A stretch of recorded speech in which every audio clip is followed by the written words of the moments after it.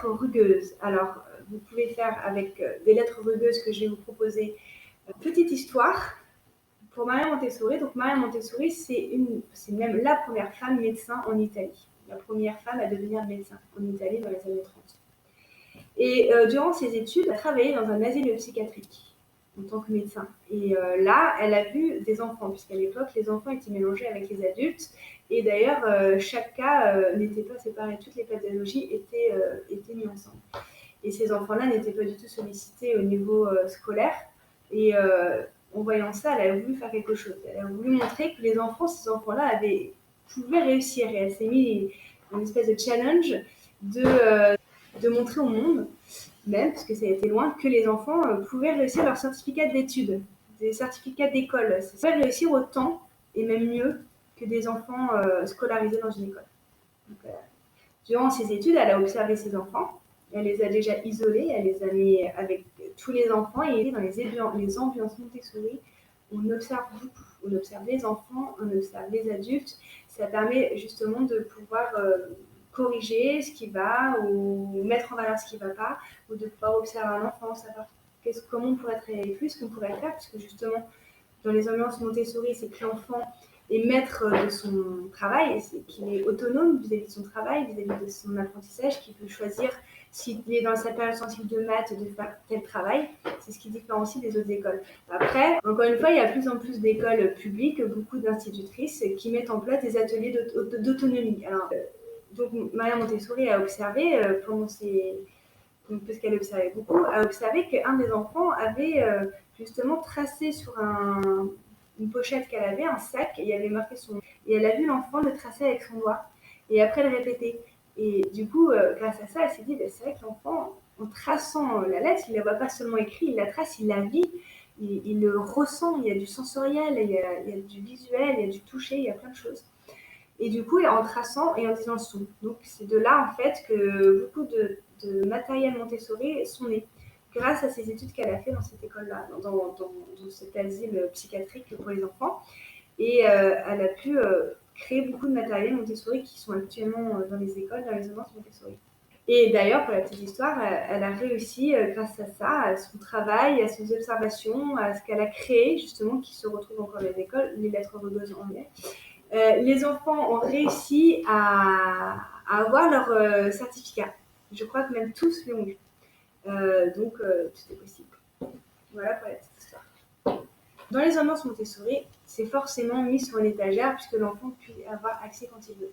Dans une maison, c'est pas une école, une maison, donc on n'a pas déjà la même place, les mêmes moyens financiers pour acheter du matériel. En tout cas, lorsque vous voulez faire cette activité, vous le posez, vous étalez toutes les lettres rugueuses sur une table dans l'ordre alphabétique et vous demandez à l'enfant d'en choisir deux de son choix. Il va choisir deux lettres et la troisième, ça sera la première initiale de son prénom. Une fois que c'est fait, donc vous prenez 3 et ça va être la leçon en 3 temps. Donc, je vais vous la faire ici avec Raphaël. C'est une de mes filles qui justement a 5 ans et demi et qui est dans l'apprentissage de la lecture. Donc je vais choisir des sons qu'elle connaît déjà parce que sinon ça va un petit peu la mettre en échec. Là, je vais travailler sur les graphèmes parce que justement, je vous ai dit que là, on était déjà dans les graphèmes et qu'elle avait déjà bien mémorisé les sons des lettres grâce à l'école, parce qu'elle travaille beaucoup à l'école, mais aussi grâce au travail à la maison. Donc pour commencer, déjà, on met toujours son enfant à gauche de soi. Donc l'enfant, nous on est à droite de l'enfant et l'enfant est à gauche de nous. C'est très important pour qu'il puisse voir le tracé. Et comme tout se fait dans le sens de l'écriture, que vous soyez droitier ou gaucher, il verra quand même votre geste. Si il se met de l'autre côté, il sera gêné par le pas. Donc toujours à droite de l'enfant. Voilà Raphaël. On va faire le tracé. Donc toujours, on trace comme ça. Pourquoi? Parce que ça prépare à l'écriture. On prépare la pince, donc l'écriture, parce qu'on va tenir son crayon comme ça. Donc on aura les deux doigts comme ça. Donc il faut savoir que dans Montessori, tout est relié. Les mathématiques, le sensoriel, là on voit, hein, ça c'est du langage, mais c'est du sensoriel aussi parce qu'on touche. On prépare tenir son crayon. Donc on met ses doigts comme ça et on va tracer. Tout doucement, on fait le geste. On parle pas là pendant les présentations. Là c'est différent parce que je vous présente, je vous explique, donc je parle.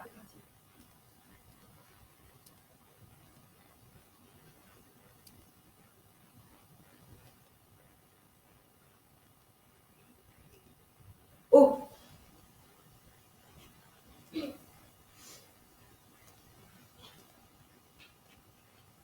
O.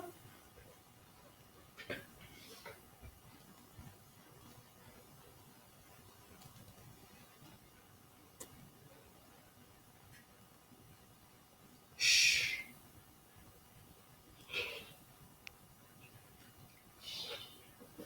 Aussi, je veux dire quelque chose.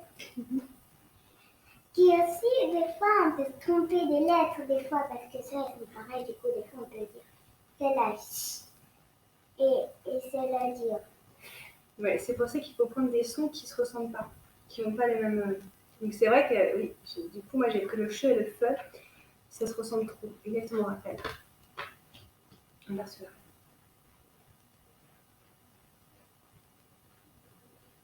Mieux.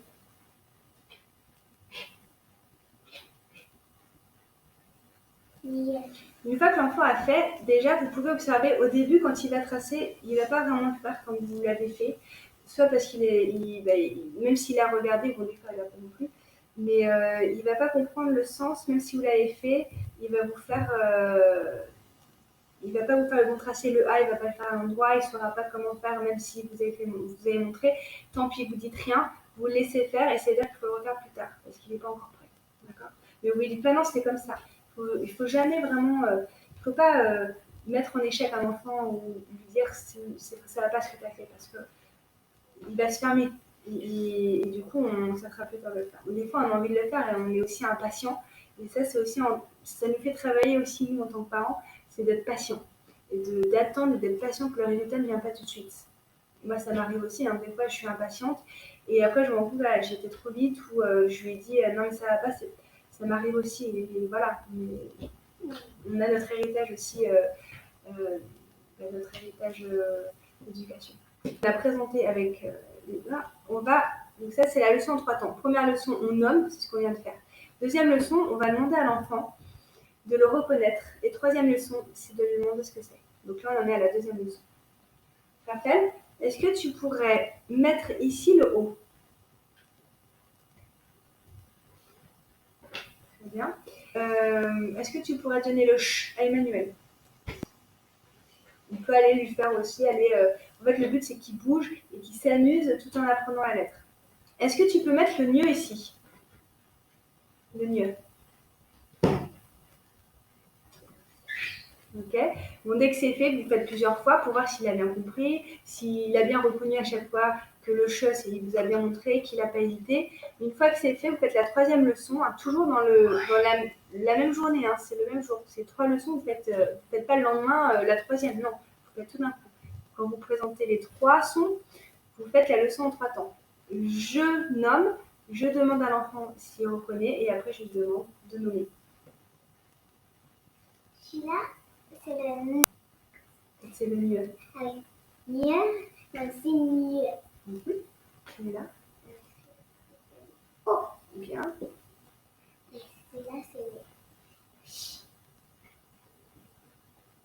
mieux. Bien.